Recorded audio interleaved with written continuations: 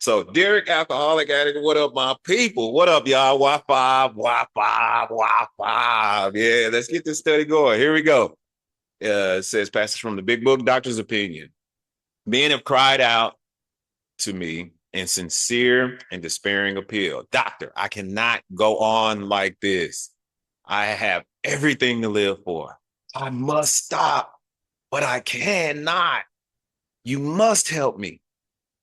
Faced with this problem, if a doctor is honest with himself, he must sometimes feel his own inadequacy. All although, yeah, he gives all that is in him, it is often not enough. One feels something more than human power is needed to produce the essential psychic change. Though the aggregates of recoveries resulting in psychiatric effort is considerable, we physicians must admit we have made little impression upon the problem as a whole. Many types do not respond to the ordinary psychological approach. I do not hold with those who believe that alcoholism is entirely a problem of mental control. I have had No men, problem. I have had men who had, for example, worked on a period of months on some problem or business deal, which was to be settled on a certain date, favorable to them. They took a drink a day or so prior to the date. And then the phenomenon of craving at once became paramount to all other interests, so that the important appointment was not met. These men were not drinking to escape. They were drinking to overcome a craving beyond their mental control. There are many situations which arise out of the phenomenon of craving, which causes men to make the supreme sacrifice rather than continue to fight. All right. Yeah. Thank y'all for bearing with me. So, sobriety date, July 18th of 2020. Grateful for that date. Just prove that I'm grateful for that date. I try to live every single day like that's the last chance I will ever get to sober, to get recovery. Period. I try to live every single day like that.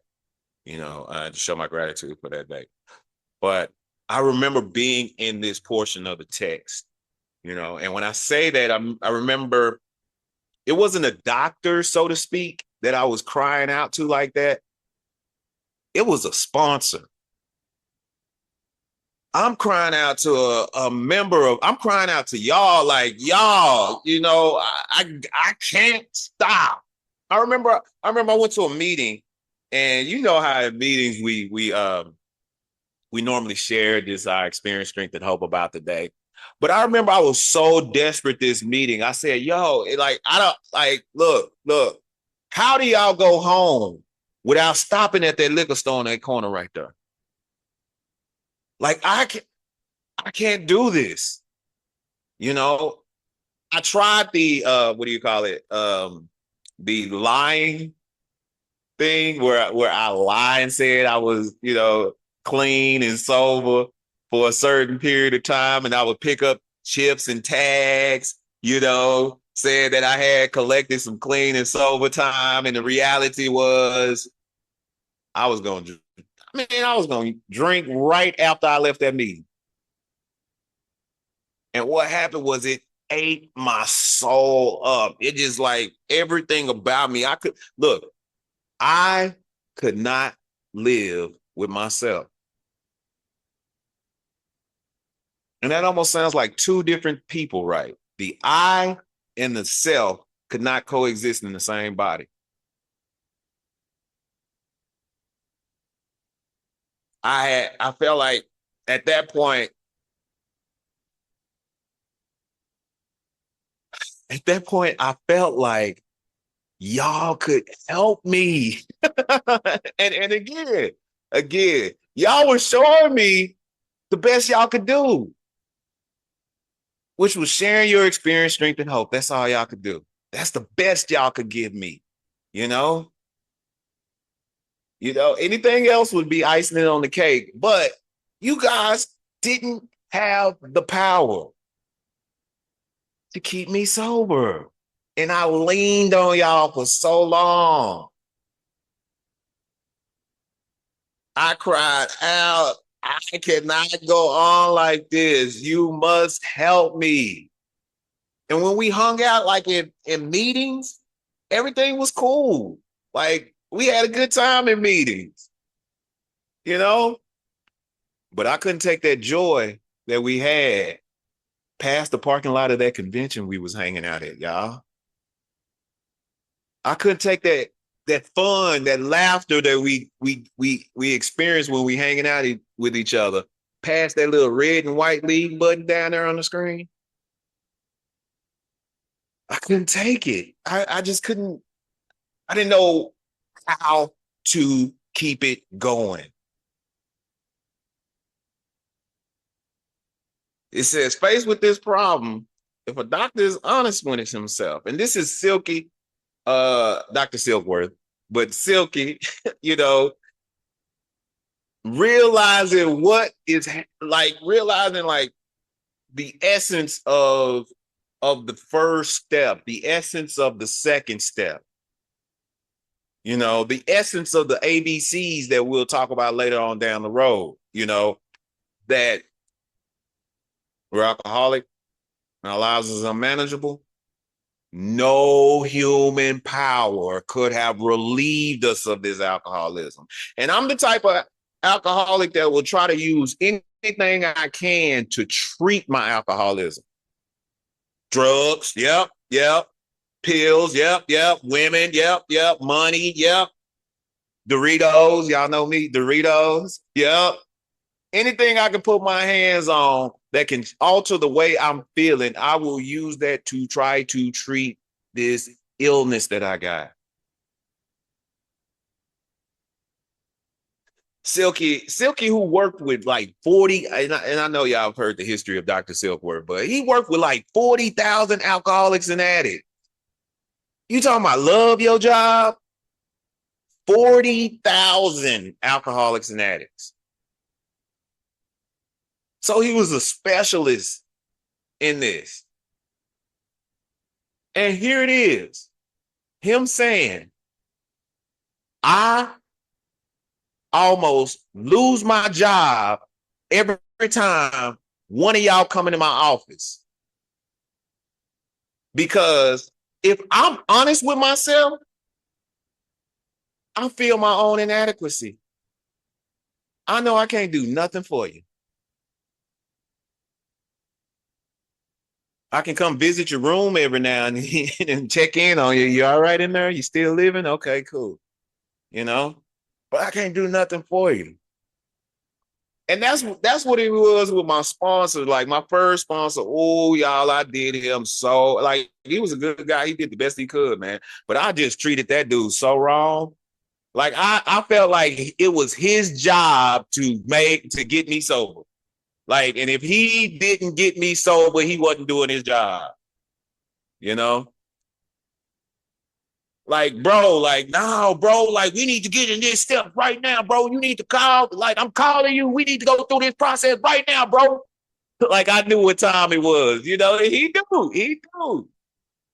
knew. He knew I was beyond human aid. He did, but I gave him such a hard time. He said, although he gives everything in him, which sponsors do, what the fellowship do, we give everything within us. It is often not enough. One feels something more than human power is needed to produce the psychic change. And this is where we pose the question. When I'm taking somebody through this process, I pose this question to them right there. Period. This question right here. Bro, it ain't time to get happy. I know you think you happy right now. I know you think you happy, but I would say you more relieved than happy, bro. You know? So it ain't time to get happy. Oh, Derrick, I see you in here Wi-Fi, and I want to be happy like that. Nah, bro. It ain't that time yet. That was well earned, bro. This process gave me a true happiness, bro. So feel this right here, bro. Feel this right here. Do you believe that something more than human power is needed to produce this essential psychic change?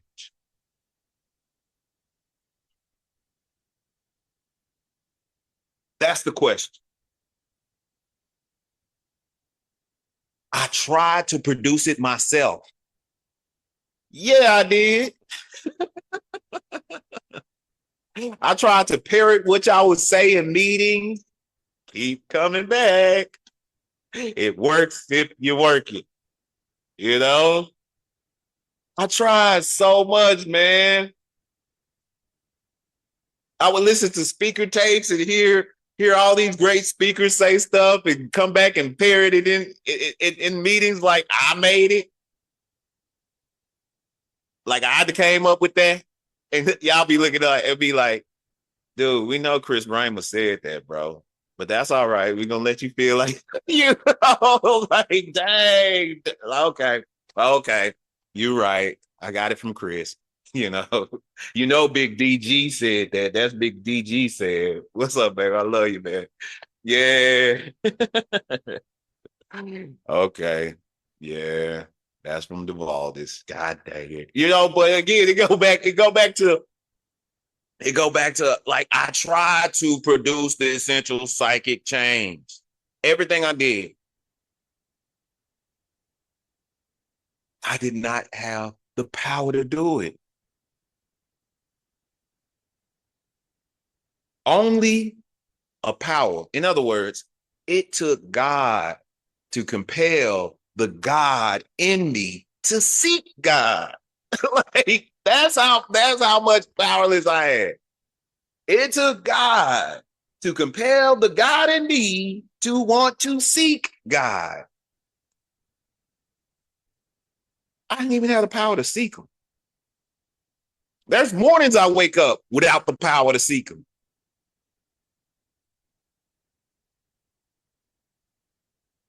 Though the aggregates of recovery resulting from psychiatric effort is considerable. And yeah, you'll hear it like man, some people in these meetings that come straight from the psychiatrist to the meeting and they say some of these quotes. Woo! Like, yeah, that sounds good. I could the power of now. Wow. Okay. Stay in the power of now. Sound brilliant. That sounds brilliant. You know, I don't have the power to do that. We physicians must admit, we sponsors must admit, we have made little impression upon the problem as a whole. And I don't know who's supposed to hear this today. I don't know who's supposed to hear this today. Who's going through it with their sponsor, who thinks that it's their sponsor fault. Nah, kinfolk. Nah, sweetheart. It's not your sponsor fault. I can guarantee you it's not. You know, many types do not respond to the ordinary psychological approach. I remember here in Atlanta, your boy Eckhart Tolle did a conference here. I mean, did a little thing. The Tolle disciples all got together and they all came and we were sitting in their audience and he came out in his wisdom, and he sat down, right, and he started, just giving out some good. I mean, it was just like just to hear it, like it was soul cleansing, just to hear it. But see, I'm such an alcoholic, right, that the guy sitting next to me had a drink, right? And I noticed that whole time, I'm watching this dude drink, right? I'm like sitting up here, yeah, I hear what you said, Eckhart, but this dude is sipping on this one drink for 3 hours. Like, bro, how are you? Like 3 hours the same, and it was like this big. It was like this big, and he was the whole 3 hours. And I'm thinking in my mind, like, he gonna just down that and get up and walk in front of me to go get another one at any given moment. Now, this is what I'm saying in my head while Eckhart is giving the good wisdom he got. He giving the best psychological information on the planet. And I'm hearing it first from the man himself, right? But I can't pay attention to it because I'm waiting on this dude sitting next to me to finish this drink. Like, he had my attention for that 3 hours. Oh my gosh. Like, bro, you gonna finish that? Like, hurry up, bro. Like, that's your one drink, bro. If that was me, I would have been up and down, up and down, up and down. He would have been like, bro, I'm trying to listen to Eckhart, bro. And you keep passing in front of me, bro. Like, why did you even come? Like, you could have did this at a bar, bro. Like, why are you even here right now? The psychological approach don't work on a guy like me, man. I am 100% hopeless. You know? That and I look, no hope, none, not none. That's why I need y'all. Y'all give me hope, even in these moments like today, where everything not a cloud in the horizon. I still need y'all hope, especially on days like this. So I do not hold with those who believe that alcoholism is entirely a problem of mental control. Do you believe alcoholism is entirely a problem of mental control? That's a question that broke my heart when I had to really contemplate that. Because again, I tried. I'm not going to use. I'm not going to drink. I'm not going to use. I'm not going to drink. No, I'm not going to fire this up. No, I ain't going to drink this. No. That internal conflict of beating myself up. I'm gonna act like so-and-so from the meeting. That's what I'll do. I can trick myself into behaving like my heroes in the meetings. That's what I'll do. I'll trick myself. Oh, they act like this. Maybe if I act like that, I'll be okay.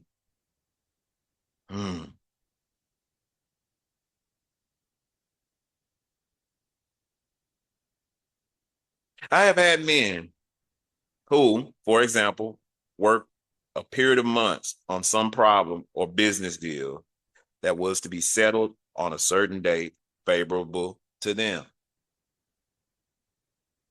Let's read it like this. I have had an addict and an alcoholic work on their recovery, loving their sobriety date of January the 1st or St. Patrick's Day or Valentine's Day or Thanksgiving, whatever sobriety date favorable to them, right? They took a drink or used a day or so prior to the date. And the phenomenon of craving at once became paramount to all other interests, so that the important appointment was not met. I've seen people get so close to that year, so close to that 6 months, so close to that 30 days. Favorable to them. That I would consider that a very favorable date in the lives of us like this, right? Our recovery date is a seriously favorable date to us. And I've seen them get so close because they're trying to do it on their own, because they're white knuckling it, because they're trying to use mental tricks, do this mental Jedi Yoda, mind trick thing, thinking that that's what's keeping them sober and clean. Like, you see it. You see it. They'll share something like this. Yeah, you can do anything you put your mind to it.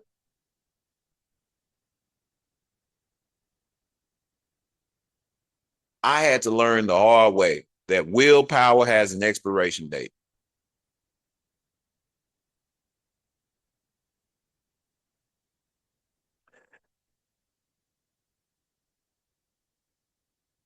I can't self-will my way through this. Now, I'm going to need some self-will in that fourth step.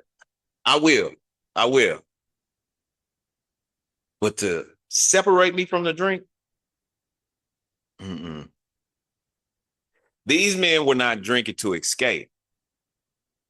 So that right there cuts out all I got triggers, right? That's just another psychological mind game I played with myself. I got these triggers, see? My family's a trigger, and the holidays, trigger, Christmas time, Thanksgiving time, New Year's, trigger, Silky killed all that noise right there. No. You think you got triggers? These people weren't using the escape. They were drinking to overcome a craving beyond their mental control. Have y'all ever just been sitting with that fire, sitting with that thought, sitting with that obsession, and it becomes so strong that you tell yourself, nah, I ain't gonna do it, but you find your body just walking and doing it without your permission?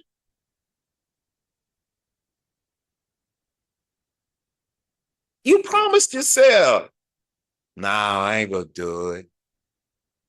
Okay, just this one time. And that one time, turn to weeks, turn to months, turn to days. Once we put one in us, the person that we were is not the same person. I'm convinced of that.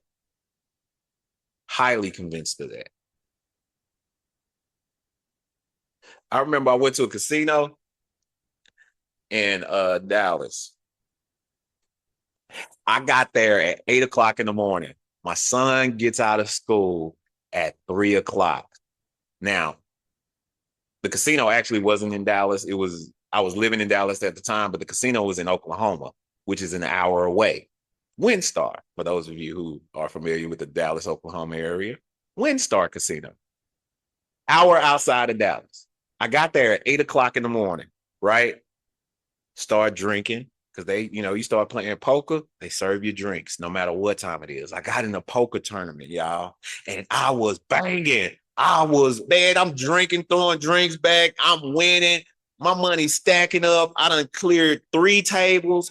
I'm coming up on the tournament table, right? The final tournament table. And I look at my watch and it says 2:30. I have a pile of chips on my table, a ton of drinks inside of me, and my son gets out of school in 30 minutes and I'm an hour away. Y'all know what happened. Alcohol said, you ain't finna pick that little boy up from school. You finna sit here and finish drinking. That's what you finna do. Y'all ever had them moments? You ain't finna go to work today. You finna sit here and use. You ain't finna go get your kids out that hot car. You finna sit here in this house with these people and keep on smoking.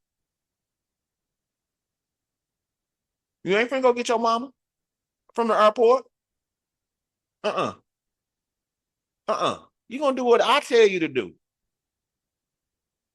See, that phenomenon of craving, sometimes we treat it like it's a little teddy bear, like, oh, the phenomenon of craving. It's so cute, like a little teddy bear, like a little bear cub, right? And we forget that anytime you in the forest and you see them cute little bear cubs, mama bear ain't too far away. And mama bear is not going to want you anywhere within 200, 300, 400 feet of her baby cubs. nowhere near it, you about to get mauled, severely mauled, ripped alive.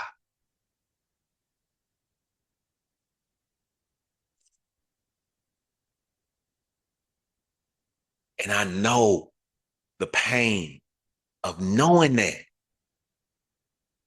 of having the self-knowledge of that,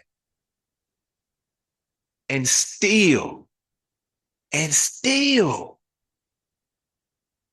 use,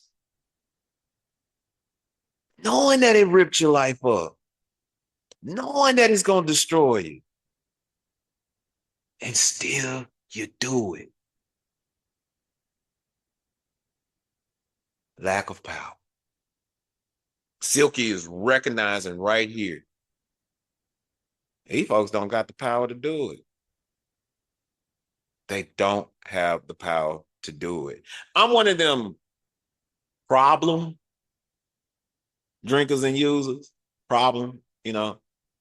And it's not that just that my using and drinking is a problem. It's that I will create a problem just to use and drink. That's me. Anything good, I will turn into a problem just to use and drink. Son, look, and me and my boy worked hard on this, y'all. We spent hours. He made it to the regional spelling bee, right? Regional spelling bee. We went over and over on these words. We spelling them, going the origin of the words. We picking up little things, using our little memory palace that we created in our minds to remember how to spell these words. We worked hard on it, right? And he made regional.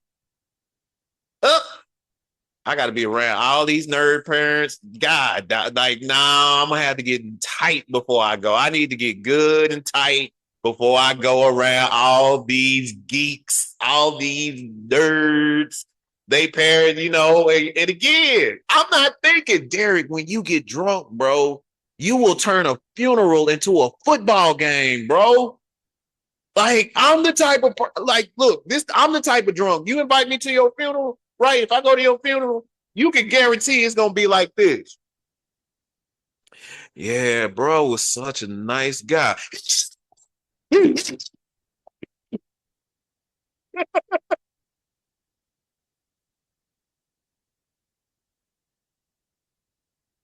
going to rock your casket. Like, let's get it. Let's get it. I'm going to try to get that casket up on one leg, y'all. When I get drunk, I forget I behave like that, right?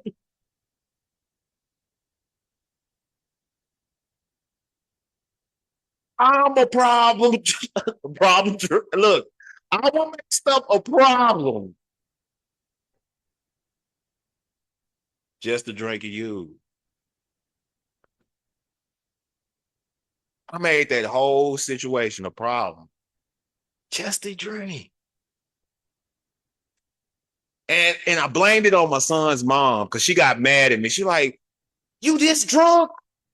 Like, do not come in here. And she took the keys and threw them at me, right? And I'm such a doofus when I'm drunk, right? That the keys flapped up, hit me in my mouth. And I was like, oh, the keys have a mouth. Oh, I can't believe you. Some of you right there. And we had my son's spelling bee event. And I thought that was totally normal.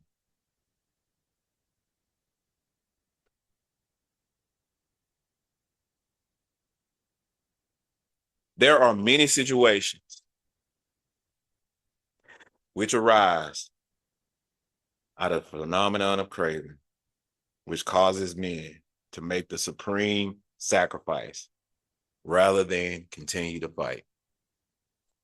What I love about our literature is our literature is written in black and white, but it's written in black and white, right? For you to put some color in, for you to put your personal experience and remember what that looked like in color, right?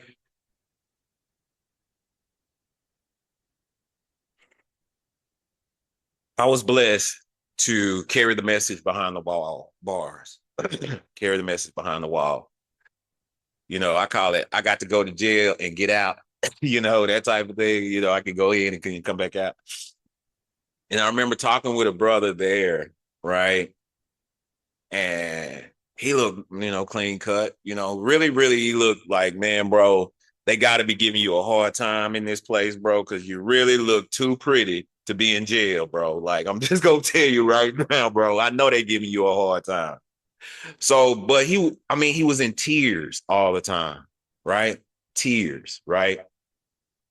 And I asked him, like, bro, why are you always crying in these meetings? Like, or what we saying so powerful, bro, that is touching your heart in such a way?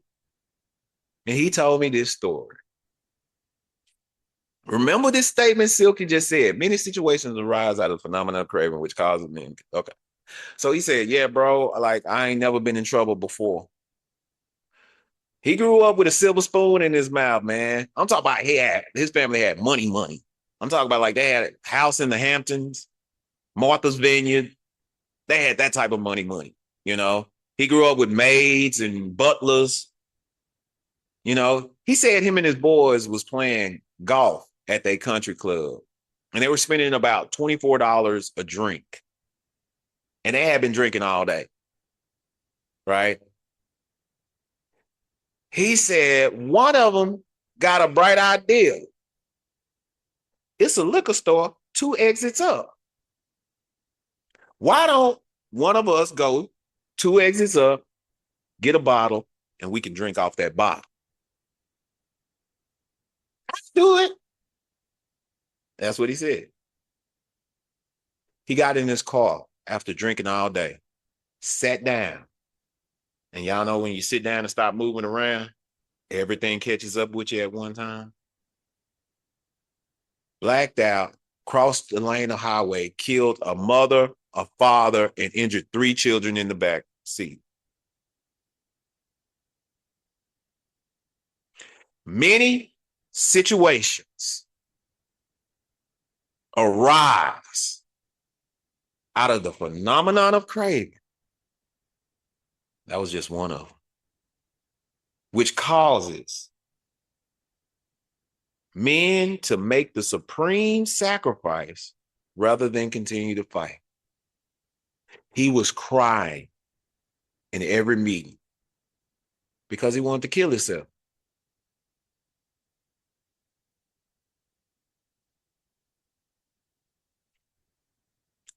Never been in trouble a day in his life. And his first charge, vehicular manslaughter, 2 times.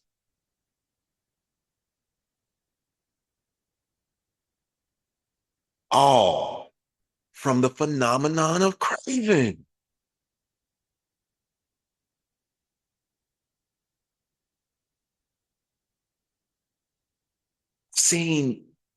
I've seen people OD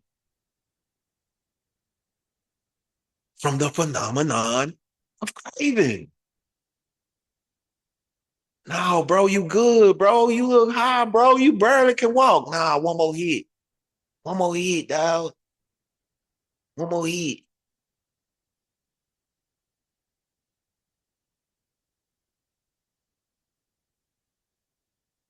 Another situation. Man.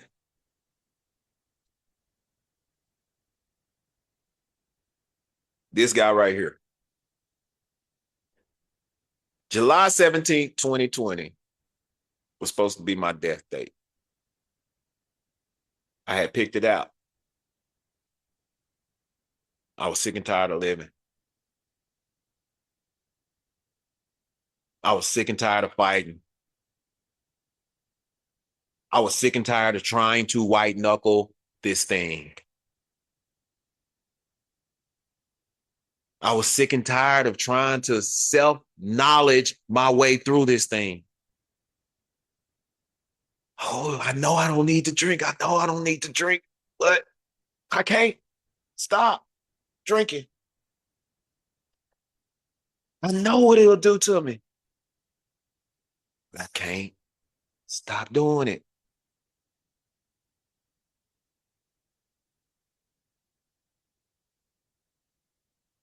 I was practicing my exit out of this earth.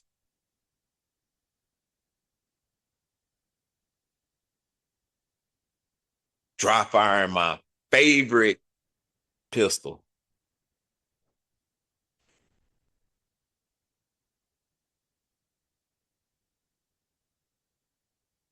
My sister kicks me out of her house because she thought I was beating on the wall, but really it was just the recoil of the gun that she was hearing.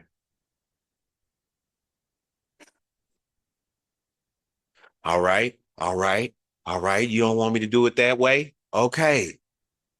I'll run in front of some 18 wheelers on Highway 59. And y'all, the nerve of these 18 wheelers, not texting and driving, and I'm trying to do something. The nerve of them, right? The nerve of them not turning their radio or something, and I'm trying to run out in front of them. All from the phenomenon of craving.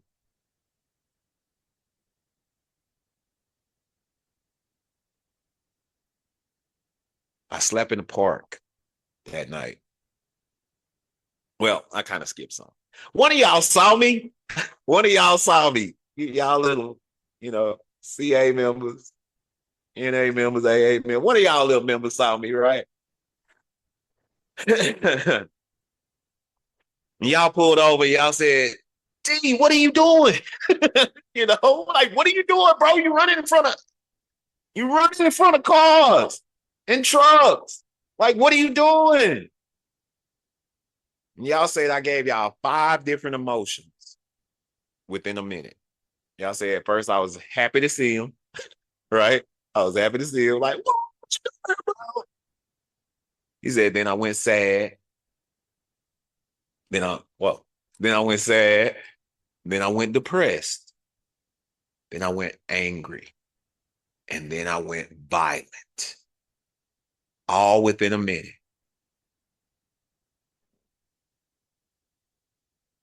He said, and again, I really don't use profanity if you ain't guessed by now. I will sometimes, but I really don't. But he said, I told him, if you don't get the F out of her, I'm gonna beat the F out of you. Right? I don't remember even doing none of that.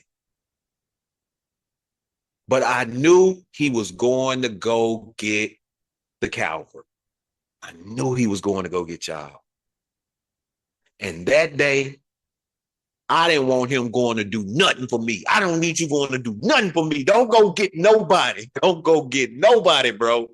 Nothing. I'm trying to leave this earth. I slept in the park that night. And in a blackout, God sent an angel in the form of a Texas wood rat. At about 3:00 in the morning, a wood rat ripped through my arm. Y'all, the scar on my arm from that wood rat is deeper, or it holds better than all these tattoos I got on my arm. Like, you can see that better than all the tattoos I have on my arm. That put the fear of God in me. To be blackout sleep and wake up to see a wood rat, a big Texas wood rat. That sucker looked like a cat running from you.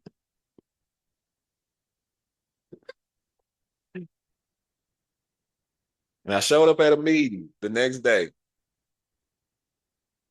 And I showed up just, I didn't have health care. I was homeless. I didn't have health care, right? So it was a nurse that came to our meetings. One of us was a nurse down there. And I wanted her to look at this scar I had and see if I needed to go to the emergency room behind this car, you know? And this is what God did for me. That same nurse, the guy who approached me, who was armed with the facts about himself and found the solution in this book, he had beef with her. He had a resentment with her. And he said he sat in that truck for 20 minutes debating whether he should get out that truck and come to the meeting or go back home. He said, and then that intuitive thought said, if you don't get out that truck and go to that meeting, your engine gonna break on the way back home, and you're gonna wish you had went to that meeting.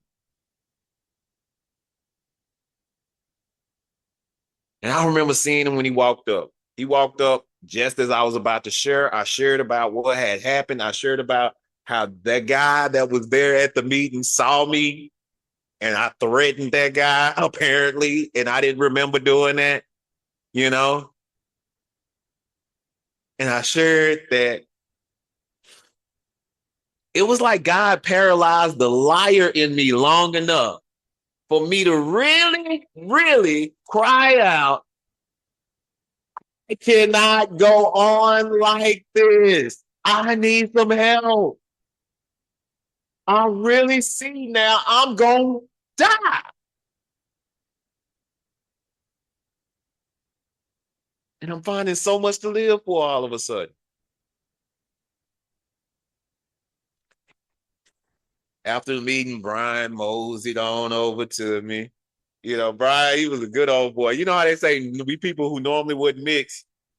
Brian was a good old boy from Texas, man. He cowboy hat, man. Y'all see me in my cowboy hat now. That's all Brian swag, man. He told me it was cool for me to wear a cowboy hat, bro. Like he can, man, look, cowboy hat, belt buckle, cowboy boots. You know, he moseyed on over to me, armed with the facts about himself, had the solution in this book, looks me in my eyes, and he says, hey, Derrick, I bet you didn't know Mickey Mouse could get that violent, did you? I'm like, bro, this happened last night, man. It's too soon. Like, come on, dude.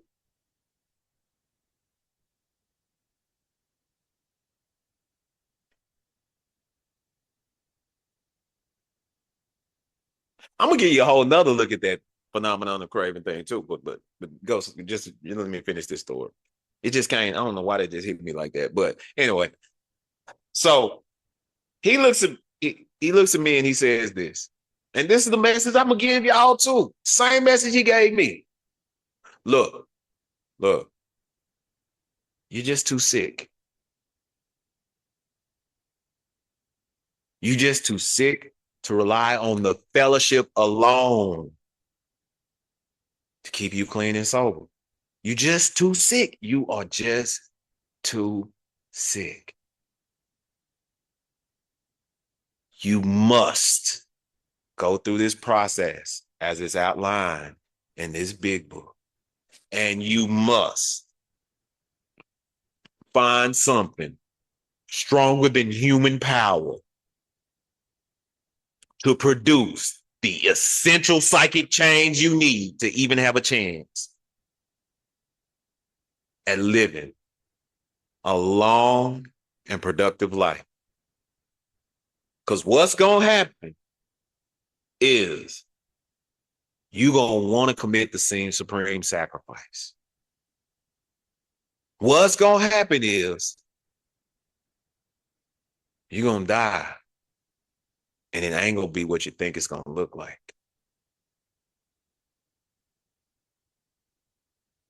At that moment, I realized I had been broken. I was broken. How else are you going to get a guy like me, so full of will, so full of self-knowledge, so full of my mom used to call it hard-headedness. That was the best gift God could give me. Egotistical, self-centered, homeless alcoholic. The best gift God could give me was for me to be broken.